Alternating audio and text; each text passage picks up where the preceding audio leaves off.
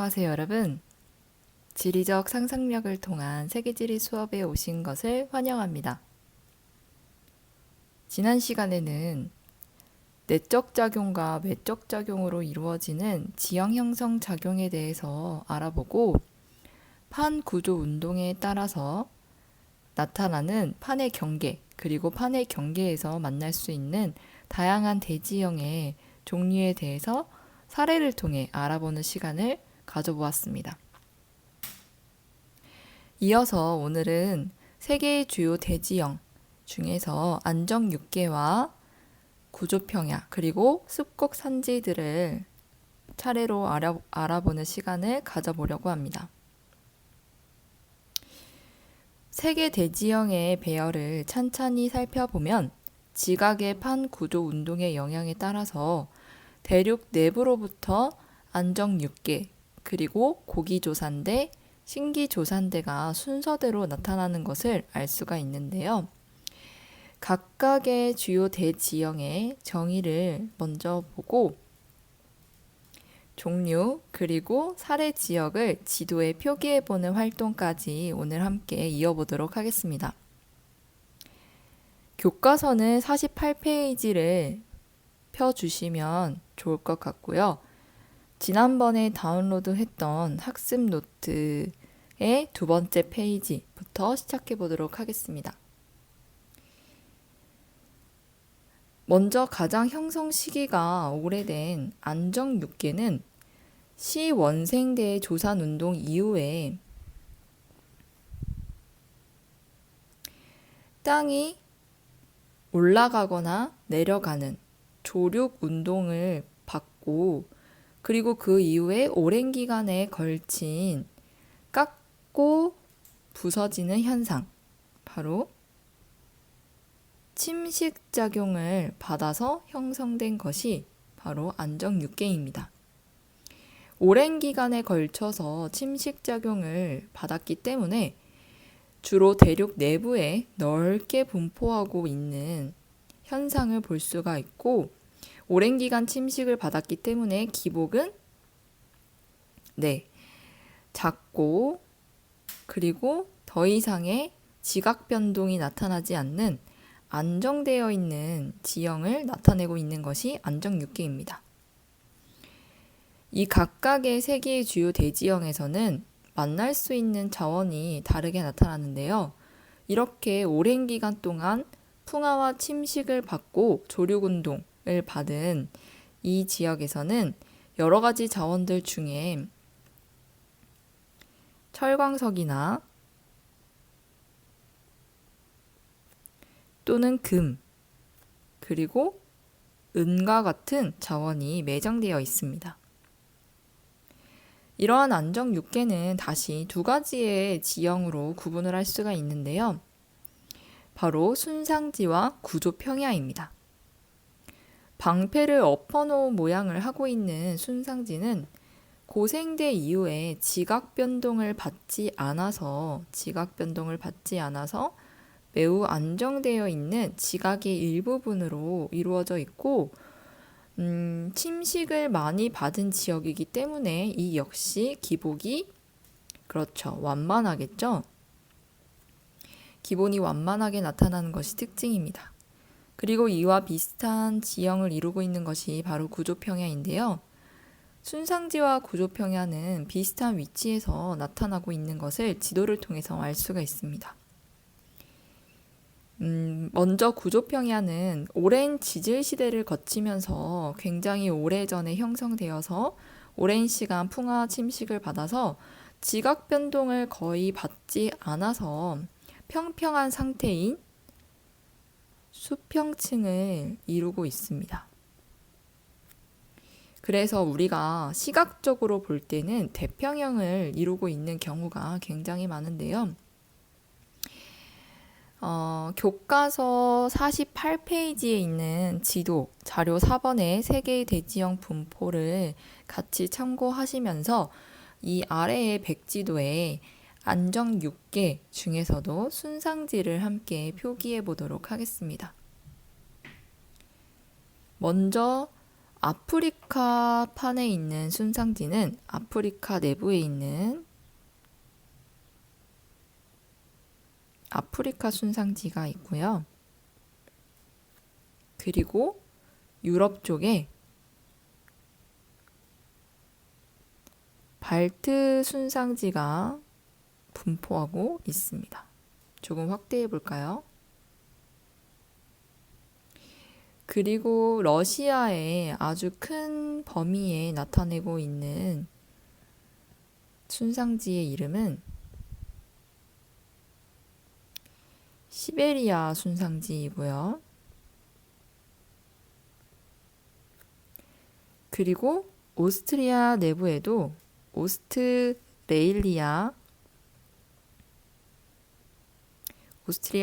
오스트리아가 아니고 오스트레일리아의 대륙 내부에서도 안정지계인 순상지가 분포하고 있습니다. 아메리카 대륙으로 넘어가 보면 여기 캐나다 쪽에서도 로렌시아 순상지가 분포하고 있고요. 그리고 남아메리카의 브라질 내륙에서도 순상지가 분포하고 있습니다. 마지막으로 얼음으로 덮여 있는 그린란드의 내부에서도 오래전에 형성되어 있는 순상지가 분포하고 있습니다. 여기 학습 노트 빈칸에 있는 사례 지역에도 이 아래 지도에 표기해 놓은 사례 지역을 차례로 적어 보시면 되는데요. 함께 적어 볼까요? 먼저 아프리카 순상지가 있었고, 그리고 발트 순상지,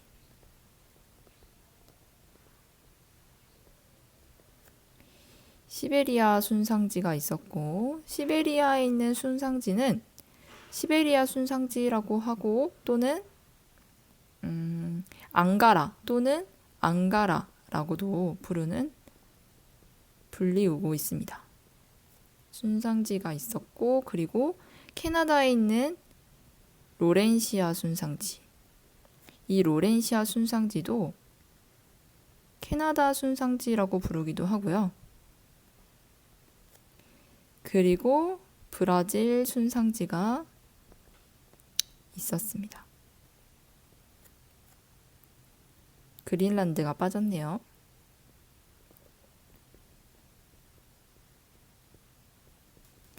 구조평야는 이 지도에 표기되어 있는 순상지 주변에 나타나고 있는데 사례 지역만 함께 적어보도록 하겠습니다.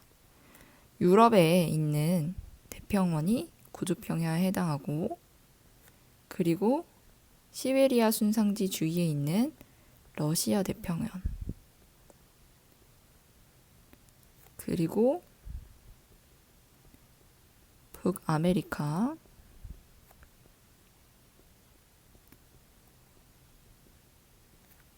그리고 오스트레일리아 대륙 내부에 있는 중앙평원이 있습니다.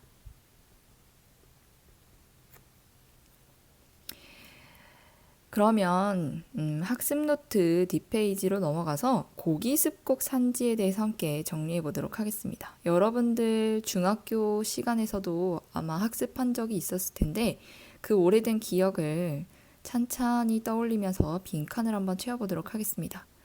고기습곡 산지는 습곡 산지를 두 가지로 구분을 해서 불리는 것 중에 하나인데요.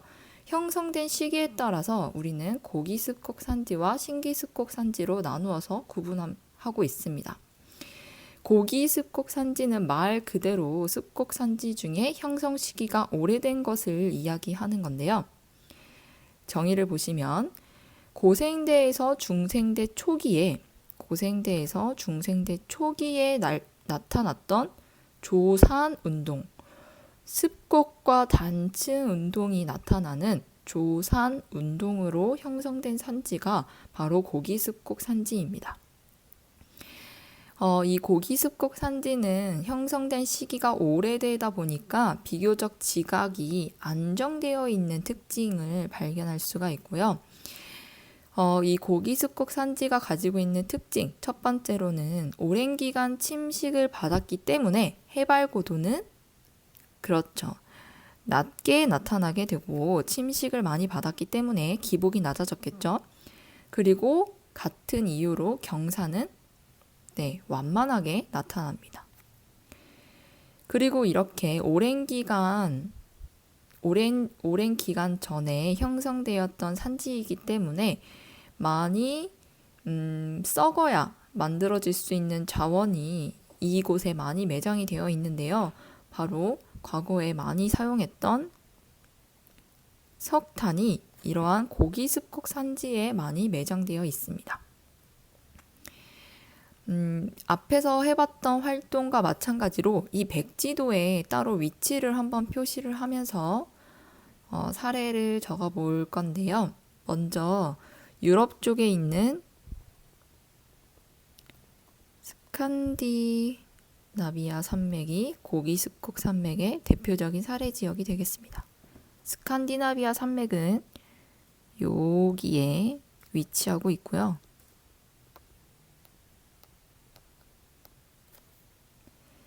그리고 러시아 중간을 러시아의 내륙을 지나고 있는 바로 이 부분에 있는 것이 우랄 산맥입니다. 그리고 오스트레일리아에도 있는데요. 오스트레일리아에 있는 고기습곡 산지의 이름은 그레이트 디바이딩 산맥입니다. 그레이트 디바이딩은 여기 순상지의 주변에 분포하고 있고요. 그레이트 디바이딩. 그리고 북아메리카에 있는 에팔레치아 산맥이 바로 고기습곡 산맥의 대표적인 사례 지역이 되겠습니다. 에팔레치아 산맥은 어디 있나요? 교과서 48페이지의 자료에도 표시가 되어 있는데요. 이쯤이 될 것 같습니다.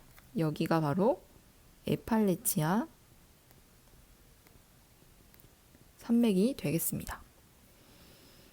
고기습곡 산지의 대표적인 위치는 이렇게 정리를 해볼 수 있을 것 같고요. 다음으로 넘어가서 신기습곡 산지는 어디에 있는지 우리 위치를 통해 한번 확인해 보도록 하겠습니다.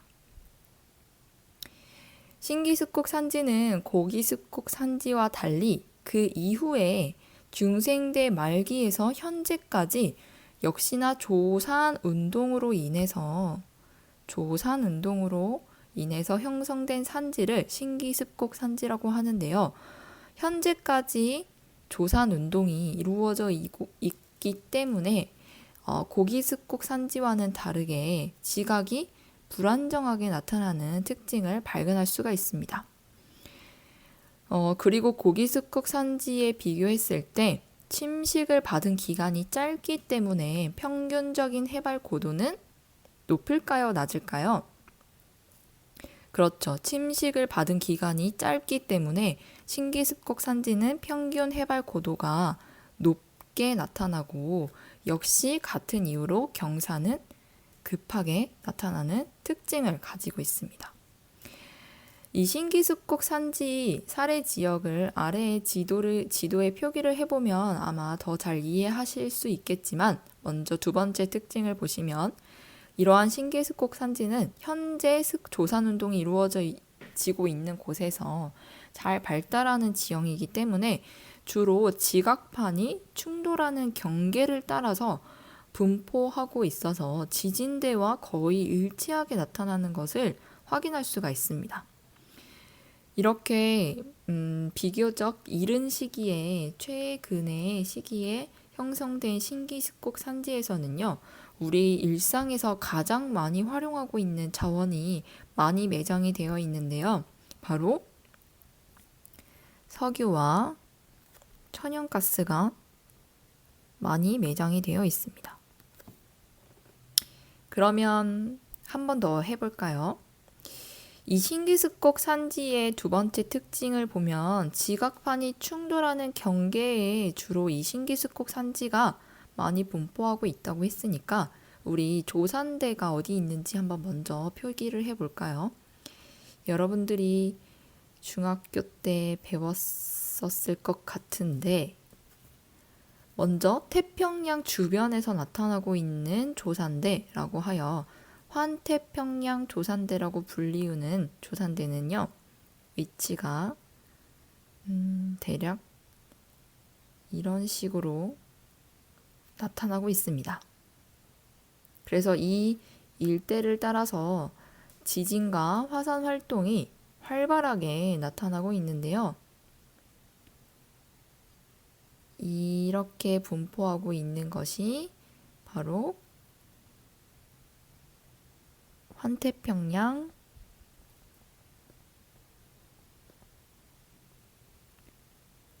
조산대이고요. 그리고 조산대가 하나가 더 있는데 다른 색깔로 표기를 해보면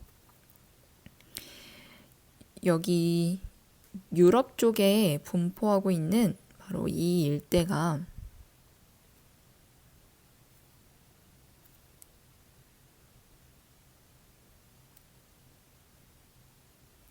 알프스 히말라야 조산대가 되겠습니다.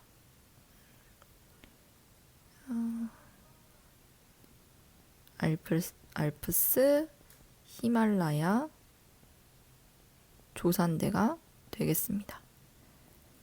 세계는 이렇게 크게 두 개의 조산대가 분포를 하고 있는데요.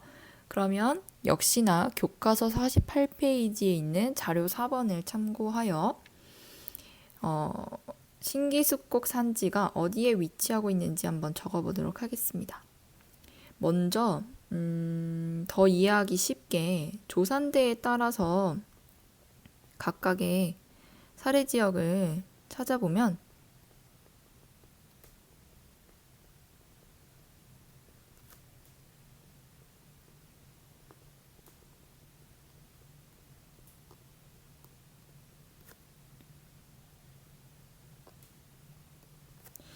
환태평양 조산대를 따라서 북아메리카 판에 위치하고 있는 산맥은 바로 로키 산맥이 있고요.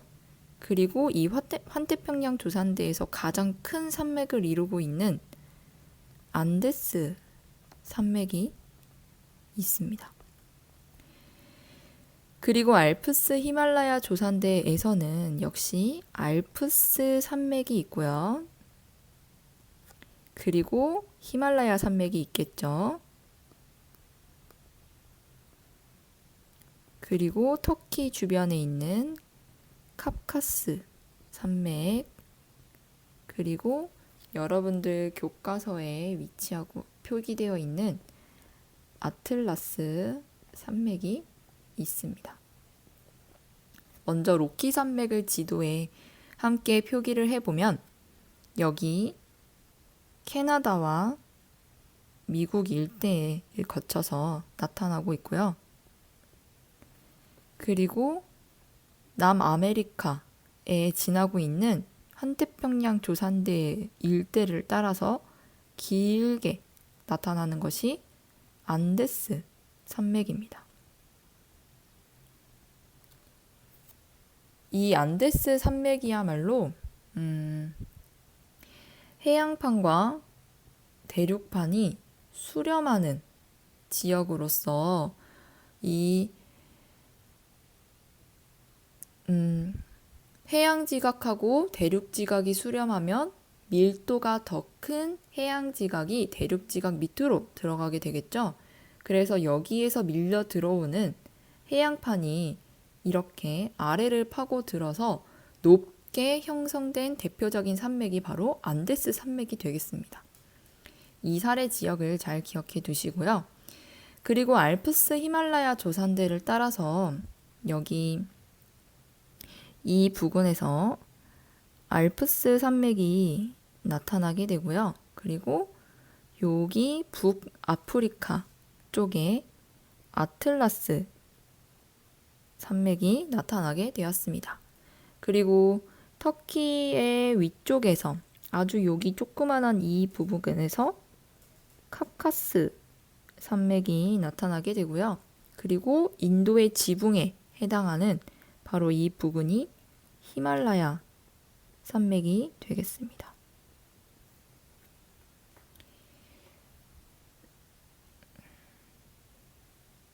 자, 모두 다 백지도에 잘 표기해 두셨나요?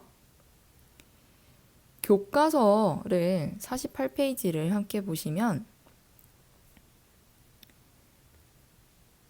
여기 아래에 자료 4번에 이 모든 것을 다 한꺼번에 합쳐놓은 그림이 있는데 이 그림이 다소 여러분들이 이해하는데 어려울 수 있을 것 같다는 생각이 들어서 굳이 이렇게 백지도에 따로따로 나누어서 함께 표기해보는 활동을 해결해 보았습니다. 이 모든 세 가지의 활동을 합쳐놓은 것이 바로 이 자료 4번이 되는데요. 여기에서 특이한 점 몇 개만 함께 살펴볼까요? 여기 빨간색으로 표기가 되어 있는 이 부근은 아이슬란드인데요. 이 아이슬란드 같은 경우는 대서양 중앙 해령의 일부인데 중앙 해령은 바다의 경계가 벌어지면서 발생하게 된 지형 중에 하나인데요. 이 중앙 해령의 일부가 거대한 땅덩어리를 이루게 되면서 바다 위로, 수면 위로 드러나게 되어서 섬처럼 나타나게 된 섬이 바로 아이슬란드가 되겠습니다. 그래서 여전히 아이슬란드에서는 중앙부의 화산지대에서 아래 땅속 깊은 곳에서 솟아오르고 있는 용암이 굳어져서 새로운 땅이 여전히 만들어지고 있기도 합니다. 그리고 여기 우리가 함께 살펴보았던 것처럼 고기조산대, 신기조산대, 그리고 안정6개가 각각 다른 색깔로 표기가 되어 있으니 그 분포의 위치를 이 지도를 통해서 한 번 더 살펴보시면 좋을 것 같고요. 여기에서 탁상지라는 단어가 있는데 이 탁상지라는 것은 지표의 단단한 암석층이 넓은 면적을 이루면서 테이블의 모양을 이루게 된 안정지역을 탁상지라고 이야기를 합니다. 안정 6개 중에 하나라고 기억해 두시면 좋을 것 같은데요. 혹시 모르니까 정의를 한번 같이 써볼까요? 탁상지란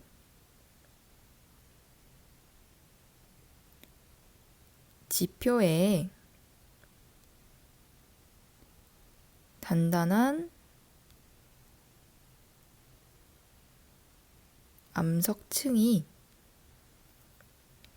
넓은 면적으로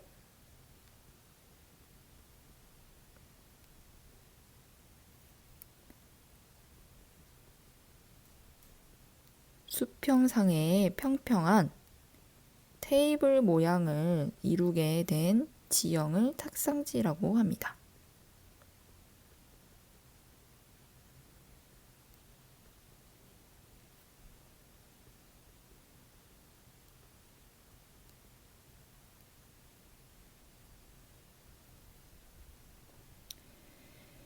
그리고 여기 이 지도가 여러분들 학습하는데 아주 큰 도움이 되는 이유는 우리가 지난 시간에 함께 알아보았던 판의 경계가 함께 표기가 되어 있고요. 이 판의 경계에서 만날 수 있는 지형도 같이 표기가 되어 있으니 이번 영상을 함께 한 번에 이 자료를 통해서 한 번 더 정리를 해보시면 좋을 것 같습니다. 그리고 앞서 오프닝에서 얘기를 들었던 것처럼 세계 대지형의 배열을 다시 한번 살펴보시면 지각의 판구조 운동의 영향에 따라서 여기 대륙 내부로부터 이 발트 순상지 그리고 탁상지 안정 6개가 분포하고 있는 이 대륙 내부에서부터 시작해서 주변에 고기습곡 산맥이 나타나고 있고요. 그리고 더 넓은 주변에서 보시면 이렇게 신기조산대, 신기습곡 산지가 순서대로 나타나고 있는 것을 알 수가 있습니다.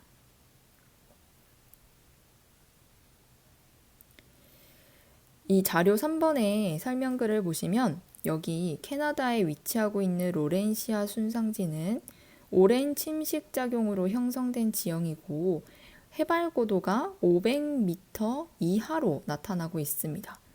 그리고 역시 고기습곡 산지에서 발견할 수 있는 철강석과 같은 자원이 발견될 수 있다는 특징이 있습니다.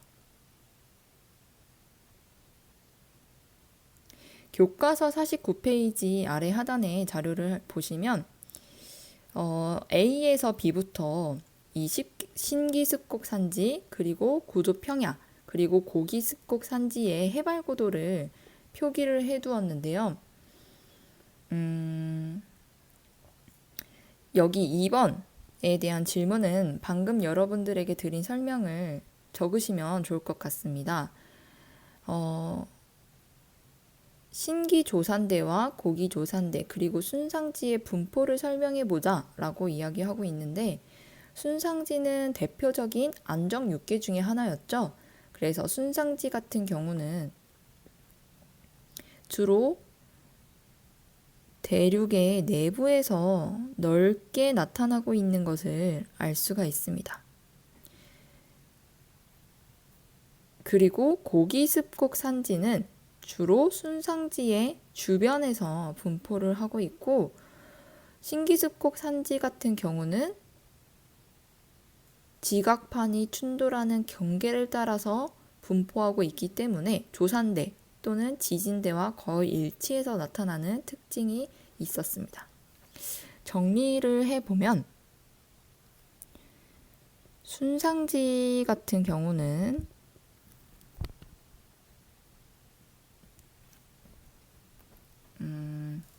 대륙의 내부,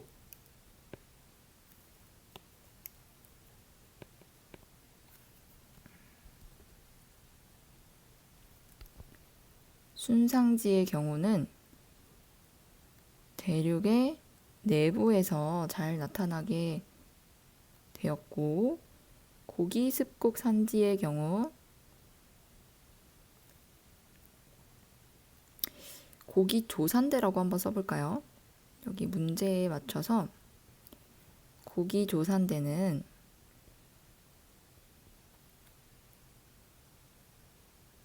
주로 순상지의 주변에서 분포하고 있는 것을 지도를 통해서 확인을 해보았습니다. 그리고 신기조산대의 경우는 지각판이 충돌하는 경계를 따라 분포하고 있고, 지진대 또는 조산대와 거의 일치해서 나타나는 것을 역시 지도를 통해서 확인을 해보았습니다. 그러면 자료 5번과 자료 7번의 경관을 단면도와 관련지어서 한번 이야기를 해볼까요? 이 그림을 자세히 보시면 로키 산맥은 대표적인 신기습곡 산지에 해당을 하고 있고, 해발 고도를 비교해보면 다른 지형에 비해서 매우 높고 기복 또한 심하게 나타나고 있는 것을 알 수가 있겠습니다.